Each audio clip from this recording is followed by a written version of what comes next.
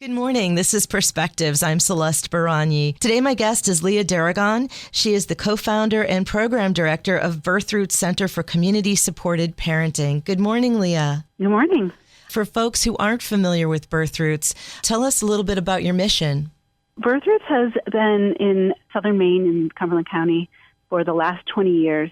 And we receive people early in their pregnancy when they find out they're starting a family, and we're with them through the 36th month of their child's toddlerhood. And we're a non-clinical community-based support parenting center that creates spaces and a context where parents can make sense of the experience they're having, because there's a physicality to pregnancy and birth and postpartum and newborns, but there is so much more than the physicality of the experience, and people have a lot they need to make sense of, and they are going to experience a level of frustration if they try to do it alone in isolation. And so early on, we noticed that when people are actually facilitated to have the kinds of deeper quality conversations that they might not otherwise be finding a time or a place to have, then they start to integrate and make sense of their experience in a way that's significantly more impactful and empowering for them to be able to parent from their center. We don't all parent identically to each other, and we don't need to.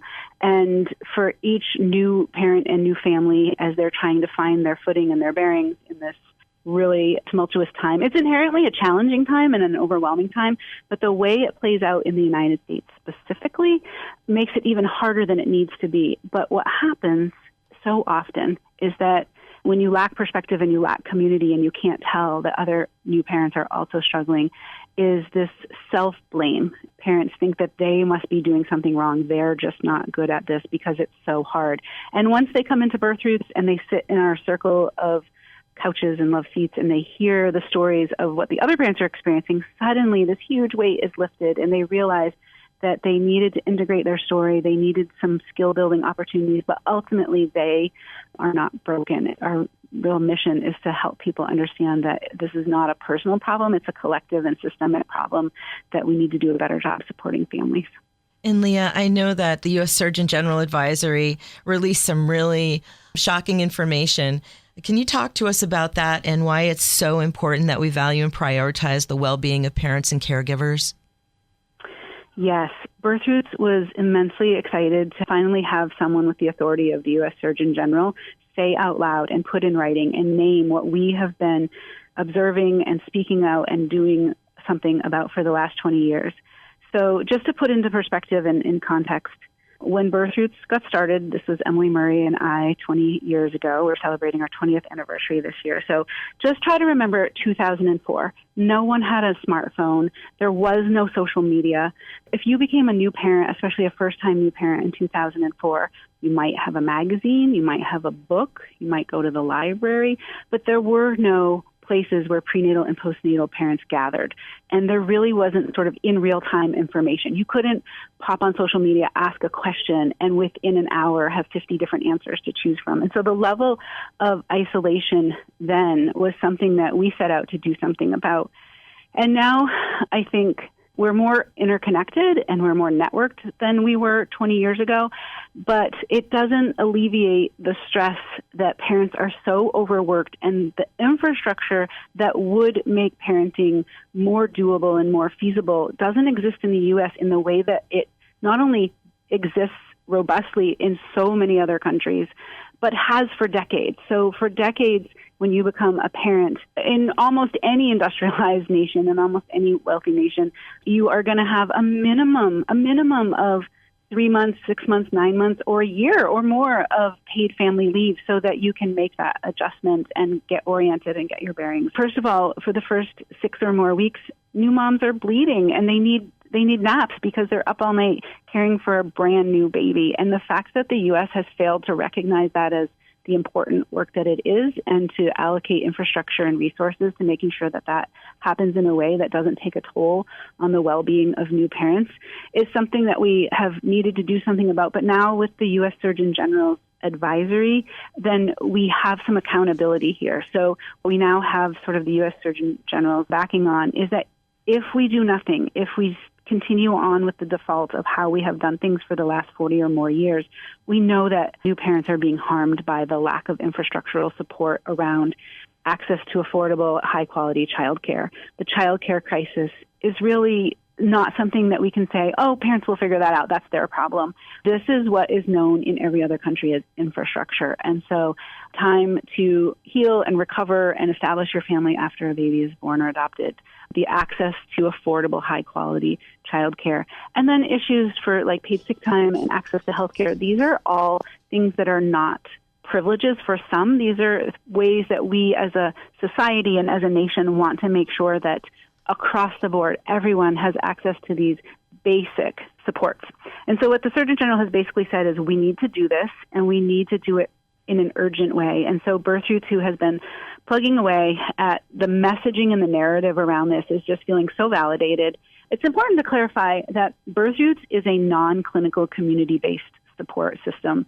And people need both clinical care and non-clinical care and legislative care in order to thrive and be well and have good mental health. And so while a new family, an expectant family, a family with a newborn baby would turn to their doctor and the healthcare system for the clinical care that they need, we also need to extend to new families the non-clinical care that Birth Roots is a model of.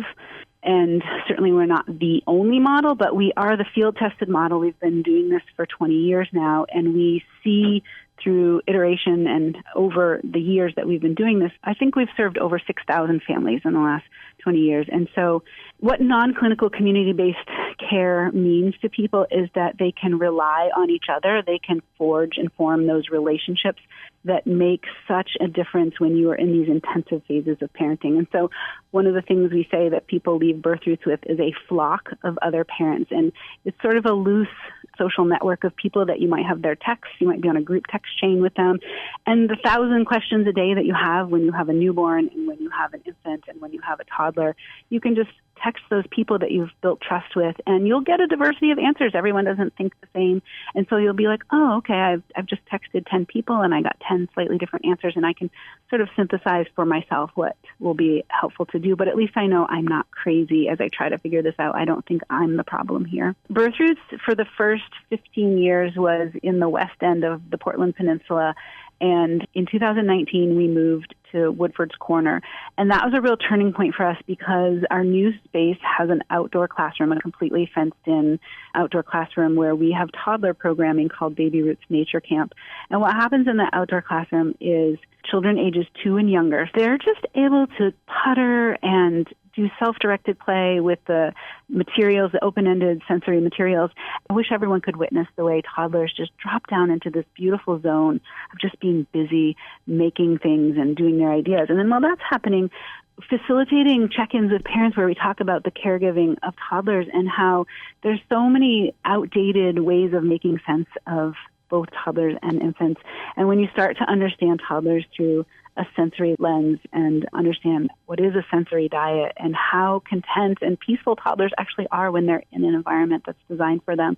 So parents get a taste of that and they get a preview of, oh, the toddler is not the problem. I am not the problem. The environment needs more thought put into it.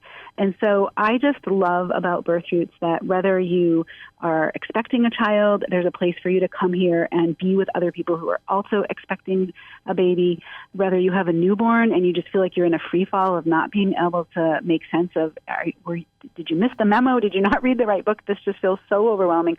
Or whether you're in that transition from, I had a baby, but now I have a toddler, and this is a whole different game and that I don't understand toddler development, that we get to learn from each other. And through that style of facilitation that we call community-supported parenting, or facilitating community is that style of facilitation that all of our facilitators are based out of. There's that balance between parents do need information, they do need skills, but they also need each other. We wouldn't want to prioritize like a top-down lecture style of learning over a style of teaching that allows people to learn from each other on that more horizontal plane of hearing the stories that are shared by other people who are currently parenting the same or similar age child as your own, and just hearing their words of what's hard or what have you tried. There's a way that people learn best when they're not being told what to do, but they're being given examples of things people have tried. And I really appreciate that about Birth Roots. Birth Roots is in its 20th year, and you've become a vital community resource. And partnering is a really important part of what you do. Tell us a little bit about your partnerships. Right. So as we move forward in time and space and reach more populations of people, one of our goals is for parents of very young children, and just remembering that most of the world is not set up for very young children. It's not set up for toddlers.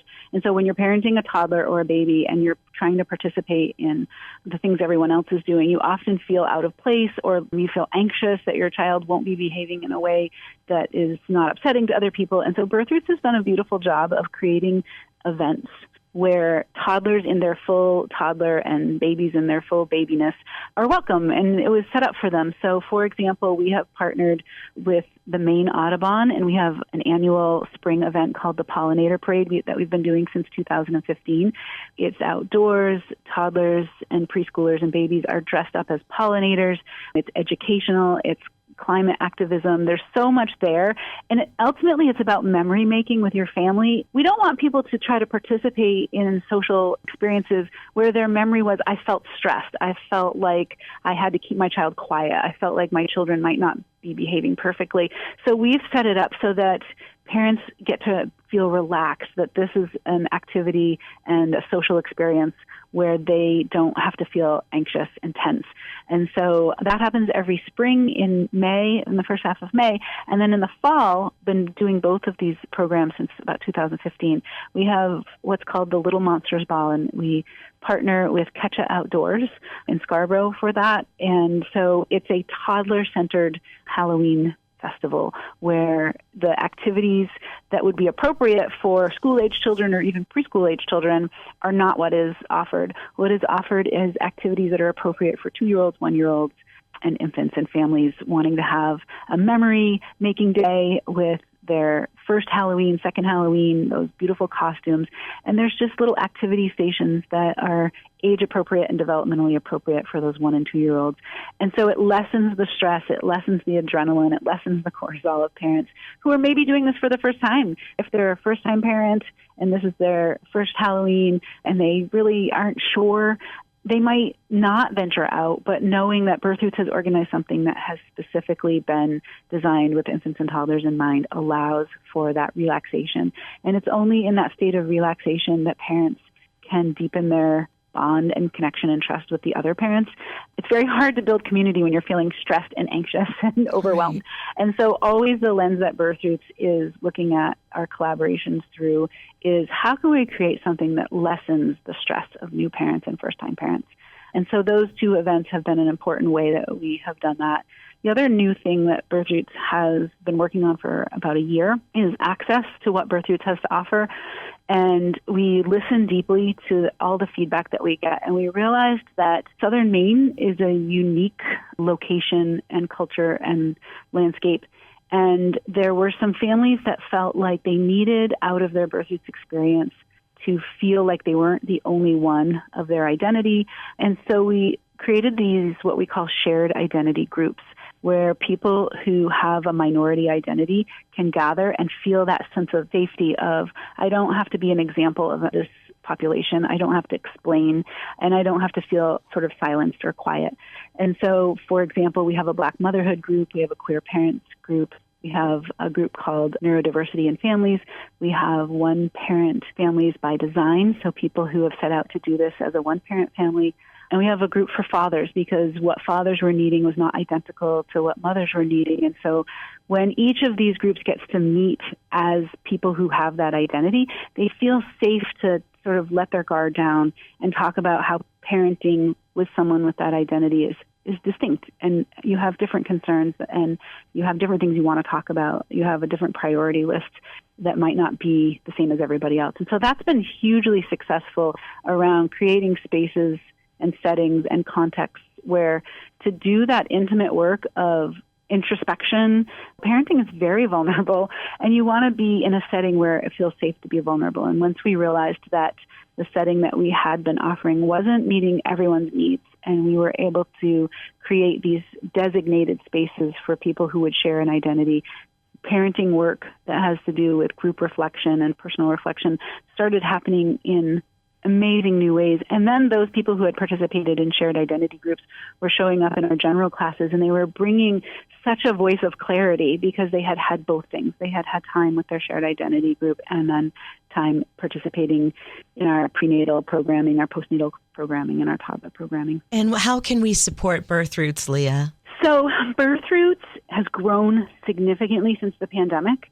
We have tripled the number of families we serve on an annual basis since 2020, which means we've had to grow our infrastructure, we've had to increase the number of facilitators, and we've also had to increase the amount of fundraising we do every year. So for those of you who are familiar with nonprofit organizations, a part of how we're able to exist is we do fundraising. The amount of fundraising we had to do when we were serving a third fewer families was less. And so currently we serve over 1,500 families a year. We want to increase that number specifically because we want to increase the people who have not accessed Birth Roots in the past. So asking ourselves, who's not in the room and what do we need to do differently so that more people can access some of this really important community-based non-clinical care that they're not getting.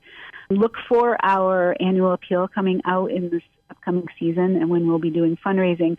But even more importantly, I hope that listeners hearing this interview will realize and spread the word to the people that they know who may have just found out they're pregnant, or maybe they're trying to conceive, or maybe they have a newborn, that doing it alone isn't as fun and is harder than when you build community. And building community isn't sort of something to leave up to chance and sort of hope it just happens. But Birth Roots has spent the last 20 years studying under what circumstances, in what context, do people build trust and form relationships and go deeper in those trusted relationships that last and endure in time. So I think one of the things that Birth Roots is proud of is that people have long relationships after their time at Birth Roots. It's not like you just know someone for the month or the 4 weeks that you're in a class with them, or even that 1 year where you had a new baby. People who have participated in Birth Roots have stayed friends for 5 years, for 10 years, for as long as we've existed. People still have those friendships. And so letting people know, hearing this interview, and you all know somebody who is starting a family or has started recently a family, that something like Birth Roots exists. So really getting the word out and shifting that narrative. So what we're so excited about the Surgeon General's message is that the narrative that has stood in the past is that if you're struggling as a new parent, then it's some shortcoming about you. And what Birth Roots and hopefully listeners of this interview can share is that it's not a personal problem that you're struggling in new parenthood. We need to be, as a society and as a culture, making a collective investment in the heavy lift that is pregnancy and newborns. All of the ages and stages of parenthood come with interesting challenges, but there is a real heavy lift in having a healthy pregnancy and surviving that first year, that first 3 years of a new infant and toddler with your mental health intact. And that's something that we want to be investing in, not just leaving up to chance, not just hoping people make it, whether they fall through the cracks, nobody's really paying attention. But that as a society, we say this is something important enough to us that we value it, we build infrastructure around it, and we make sure that all families, especially brand new families, have what they need so that they have good mental health and can build strong families. Leah, where can our listeners find more information about Birth Roots?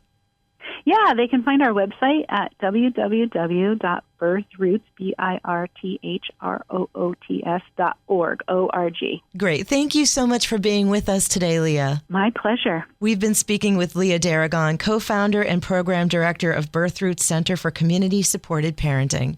I'm Celeste Barani. This has been Perspectives.